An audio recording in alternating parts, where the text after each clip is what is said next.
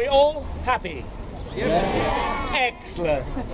Now I'd like to welcome you here to Her Majesty's Royal Palace and Quarters of the Tower of London. My name's Dickie Dover, and it will now be my privilege to guide you round this wonderful fortress, where I can point out some of these historic buildings, tell you a little bit of their history.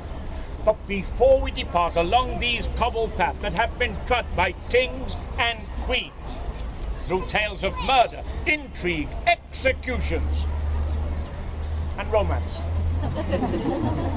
I want you to come back with me through the mist of time to the year of 1066, a date that is engraved upon the heart of every English schoolboy, because it's in that year when William, Duke of Normandy, William the Conqueror, had the audacity to invade England and defeat the Saxon king, Harold II, at the Battle of Hastings. And was slowly getting over it. But William was crowned King William I on Christmas Day of that year. But of course he still had many, many years ahead of him trying to subdue those unruly, those angry Saxons. So to help him do that, he started to build castles. Now the Normans built many castles here in England, but this was one of the first. One of the largest and certainly the most enduring of them all. It was in the year of 1078 that William authorised the building of a single stone tower and fortress. And we now call that the White Tower. It stands to your left here through those trees. But it's no good looking because you can't see it yet. But you can imagine what it was like here in London in those days with that singular Norman tower, towering to almost 100 feet high, which was a huge structure for those days. And it was designed to dominate, to overawe the low standing city of London outside. Now in that city there lived angry Saxons who were still smarting at that earlier defeat, while in this tower lived a Norman king, a Norman queen, lords and ladies, all speaking a different language, speaking French. And of course here in England that lays the very foundations of legend. Tales like Robin Hood spring to mind. You know Robin Hood, don't you? Yes, Kevin Costner. But over the years, successive monarchs were to add to the defences around that central tower, until by the reign of Edward I, this had become the most impregnable fortress in all the known lands. But over the years, the tower was to be used in many, many ways. It was a home to kings and queens for well over 500 years. It was an armory where weapons would be manufactured and stored, and an observatory studying the planets and stars. But it also became the site of the most feared and infamous prison in all the land. But not an ordinary prison, this though. No, we had the big boys here. Kings of Scotland, kings of France, queens of England, princes of Wales, lords, ladies, dukes and earls. Now I know over the years we got a little bit of bad press.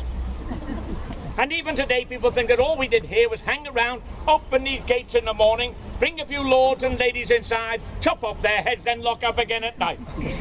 Well, let me assure you now, we did not. We used to do it up there on that hill.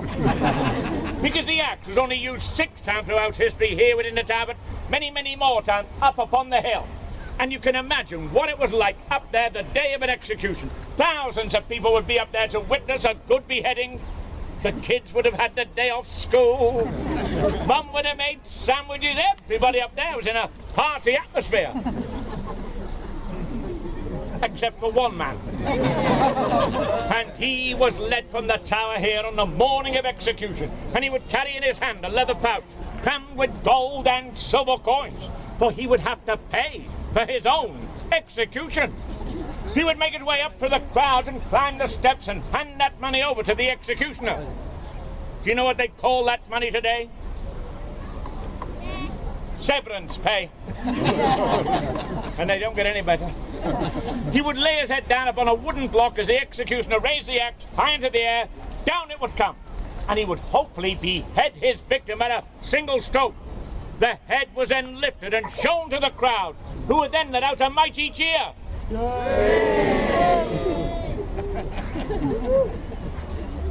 They were some way off. A mighty cheer. Yeah. Right, that's set it. Let's go.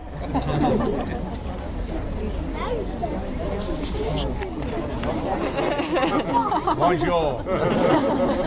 Where from in France? We're from Normandy. Welcome home. Where else in Europe? Estonia. Estonia, where the rich people live. Where else in Europe? The Czech Republic, over and down. What about Great Britain? Anyone from Great Britain? yeah. You see, we're not from Europe. Well done. Canada? From the wide open spaces of Canada, I'm going to go there on holiday. Every time I get to the airport, I see that sign, drink Canada dry, and I think, what a holiday that'll be. What about the States? Anyone from America? Oh, quite a few. Are you looking forward to all this history? Could have been all yours if you'd paid your taxes. Right, wherever you're from, welcome to the tower. We are now standing in the outer wall, the space between the inner and the outer ballium or defensive wall. Now, to your left down here runs Mint Street, and we call this Mint Street because down this road, right up until the year of 1810, it was here where all the coins in England were once designed and produced. Now, this street was a hive of industry in that day. There were hundreds of men down here striking coins with hammer and die. The noise here must have been tremendous. And it was up there on the top floor where the master of the mint once had his office. And it is there for 26 years where Sir Isaac Newton lived when he was master of the mint. Do you know Sir Isaac Newton? No. Of course you do. The inventor of gravity. A fine British invention. But of course, with the onset of the Industrial Revolution, demand for coinage was to outstrip supply. The Royal Mint was then moved out to larger headquarters just over the road, which meant that these buildings then became vacant.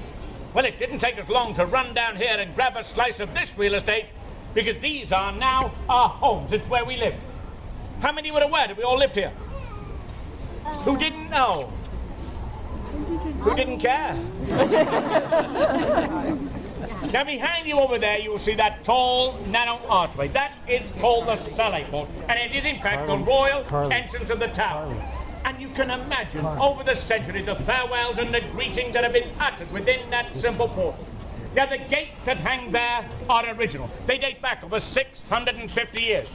And it is at those very gates in May of 1533 that Anne Boleyn would arrive here at the tower to prepare for her coronation. Now, there was great excitement here that day. Crowds outside were cheering her name. Cannons were fired in celebration. In fact, Henry VIII himself would be here, awaiting her arrival, pacing up and down where you now stand. But she was fashionably late. 14 minutes late, and he was becoming furious. But then those gates crashed forward. He saw the frail frame of Anne Boleyn silhouetted within that arch. Of course, his heart immediately began to melt. He rushed forward, he embraced Anne Boleyn, he kissed her lightly on each cheek, thereby proving to the world that he did love Anne Boleyn to death. Of course, poor Anne was fated to return to this tower just 3 years later, Anne of 1,000 days, under very different circumstances, and by a very different entrance. And I'll point out that entrance later and tell you a little more about the demise of Anne Boleyn.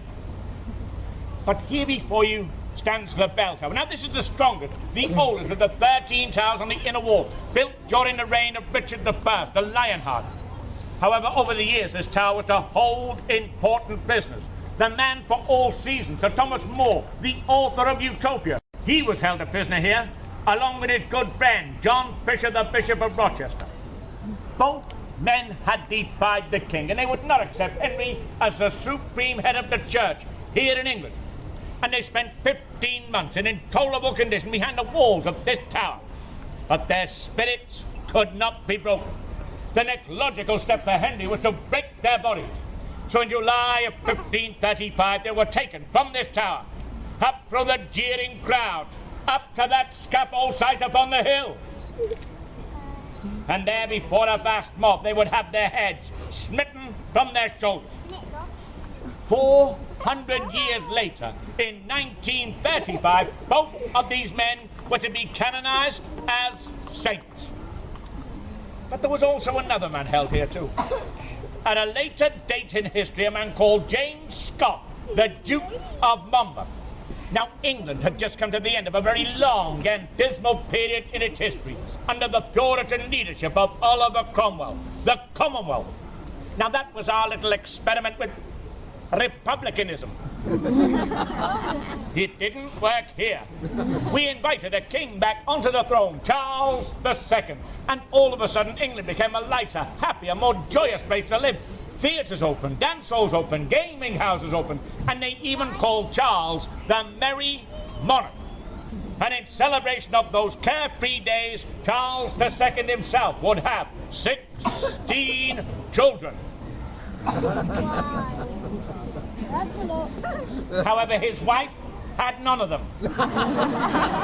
And James Scott, the Duke of Monmouth, was the eldest of the 16 children. When his father died in 1685, he then landed in the West Country saying, I am the eldest boy, so I should be the new king.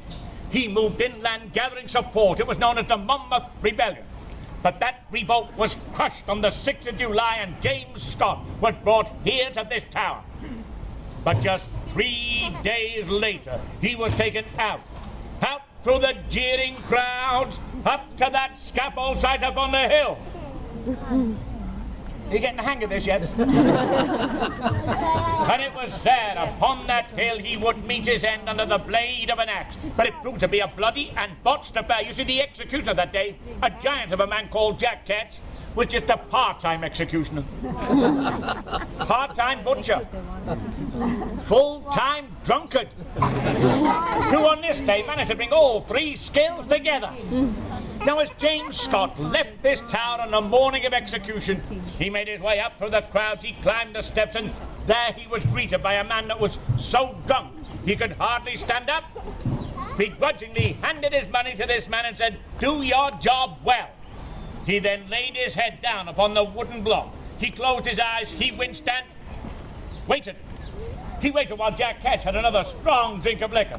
Jack then picked up the heavy axe and staggered back and forth a few times. He took the very best aim that he could, and then down came the axe. There was a sickening thud, a crunching of bones, a gushing of frothy blood. But not even halfway through that neck. So up and down, up and down, up and down. 5 times in all flew the axe. But the head would remain stubbornly attached. By now Jack Ketch was exhausted. He threw down his axe, he dropped to his knees, but he drew from his belt a tool of his trade, a sharp carving knife. And grasping the head, he commenced to saw his way through the remaining gristle, the sinew, the flesh and bone. Okay, that wasn't But- very... Come up here, you're better than me. Trust that guy. Now, what's strange about this tale is that on this occasion, the body was brought back here to the tower for burial, as was traditional. But just 12 hours later, it was followed by the head from the bridge. The head and the body would be reunited in death and stitched back together. After all that trouble. And then buried 24 hours later in the Chapel Royal of St. Peter, and I'll show you later where he's buried, and should I forget, remind me, and I'll tell you why that head was stitched back on. But enough of all this blood and gore. Let's go round the corner. I'll tell you some more. Let's go. How you doing, fella? Where are you from? Whereabouts in England? London. Whereabouts in London? Where the rich people live. Right, everyone, here we are on Water Lane, and from here I can point out 1 or 2 places of interest. Can you see all the windows on that large house up there? Now, they all let light into a magnificent Tudor building which is known as Queen's House. But there on the top floor is that window abuts next. Once in prison, a man called the Lord Nithsdale. He'd already faced trial. He was condemned to suffer death for his part in the failed first Jacobite rebellion of 1715. But for the love of him, his wife would ride from Scotland by stagecoach through winter storms. And when the coach could get no further, she then saddled a horse and she rode through blizzards and over hills and down to London to petition King George I for clemency. But she was merely granted just one final visit the day before that execution to say farewell to her husband. So with friends and supporters that she had here in the city, all the ladies came to the tower. They then entered that chamber. The Lady Nithsdale then concocted a very hasty plan of escape. She sent some of the ladies out to that chamber, and then some came back, some more went out, some more came back, until the man on guard outside had become so confused, he couldn't remember how many women were in there, and how many women were out. And then they disguised the Lord Nithsdale as a woman, which was difficult, because he was 6'6" and a long red beard. But successful they were, for he would leave that chamber with 4 ladies, straight past the man on guard who didn't even bat an eyelid, probably indicating on how pretty the other 4 were. His wife was left in that chamber weeping and muttering behind that door, and when she was sure that they were all clear of the tower, she left that chamber and she said to the guard, please leave my husband alone, he is so distressed. She then left the tower, joined the others. Within weeks they were to flee to Rome, where of course in all good love stories they lived happily ever after. Isn't that nice? But what were we left with? What was our legacy in all this? An empty cell, a man in trouble, an angry crowd next day upon that hill, waiting for an execution that could never, ever go ahead. And a saying that we still use today, because that man from Scotland had escaped from the tower. His crimes had gone unpunished. And even today when that happens, we still say, he got off scot-free. Scot-free. It all started here, you know. Write that down. Now, before we move on, I must indicate this gateway here. Now, this is probably the most infamous gateway in history, Traitors Gate. Now, this and the tower above it were built during the reign of Edward I, designed merely as a water entry from the river. They could deliver goods and materials safely to within this small harbour in the tower, originally called the Watergate. And how many got from the States? Oh, there's not as many this time. Now look, you can see there's water down here. So just like yours, it leaked. But it was here where prisoners had been brought. They'd been tried at the law courts at Westminster, brought down the river at the dead of night in through these gates. And of course, the next time those men were seen were just ahead, set up on a spike on London Bridge. That's why they called it the Traitors Gate. Many people have passed this way, including 3 queens of England, Queen Catherine Howard, Queen Anne Boleyn, the Lady Jane Grey. They all passed this way prior to execution. But I'll tell you more about that in episode 5. But I will now lead you in the footsteps that were taken by Anne Boleyn herself. So if you clear the gap, I'll lead the way. Mind the gap. Come on, everyone. You've just passed under that front under the infamous Bloody Tower, which was originally called the Garden Tower, mainly because over there used to lay the Lieutenant Vegetable Garden. However, over history, that name was slowly changed. Tower of Blood, or Bloody Tower, because everybody that seemed to go in there came to a sticky end. And it was here in June of 1483 that 2 young boys, 2 princes, had been brought here to the tower by their uncle, their protector, a man called Richard, Duke of Gloucester. A man that Shakespeare would later write about, claiming he had deformities of the body, a crouched back, a lame leg, and a withered arm. But sightings of those 2 young boys, one aged 12, the other 9, playing in and around this tower, suddenly ceased. September 1483. They were never, ever, ever seen alive again. and by tradition they had been murdered in that lower chamber, by suffocation with a pillow or stabbing with a dagger. Their broken bodies bundled down the stone steps in the dead of night, and then hidden in a secret spot on the south side of this tower.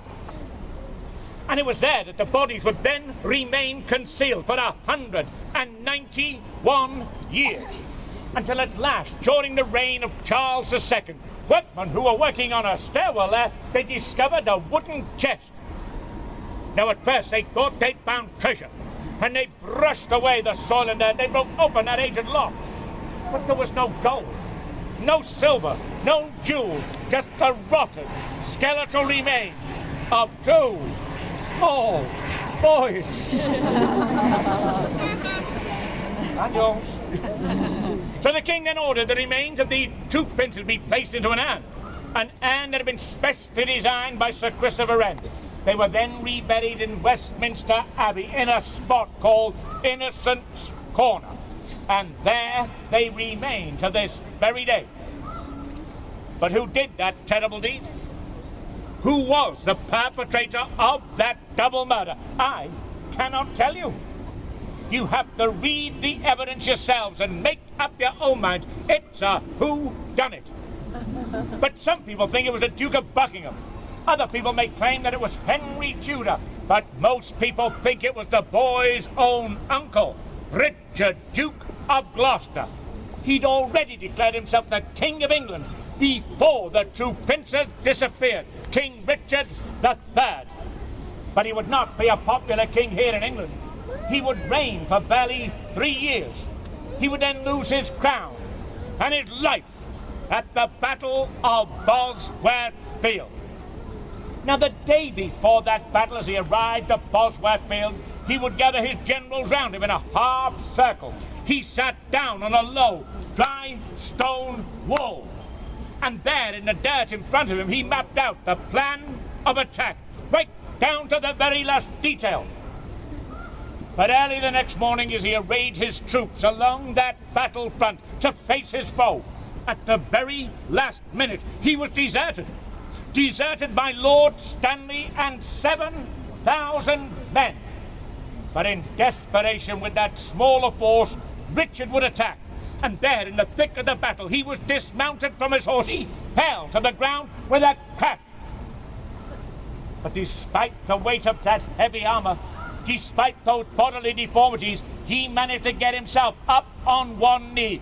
Up went the sword in defense, along with that cry, "A horse, my kingdom, but a horse!" But there on the ground he was slain. His body was then torn asunder, and part of his body would be scattered to all four corners of that battlefield. And how was history told in those days? How were the deeds of Bosworth Field passed on down through the generations? Of course, children in those days didn't read books. They still don't now, I've heard. So their parents would gather them round the knee through the long, cold winter months at the fireside. They'd sing them songs or chant them nursery rhymes, tell them stories all about history. How then did they tell the deeds of Bosworth Field? Bring all that evidence together. Humpty Dumpty sat on a wall. Humpty Dumpty had a great fall. All the king's horses and all the king's men, they couldn't put Humpty together again. That's how history was told. Write that down. Let's go over to the green.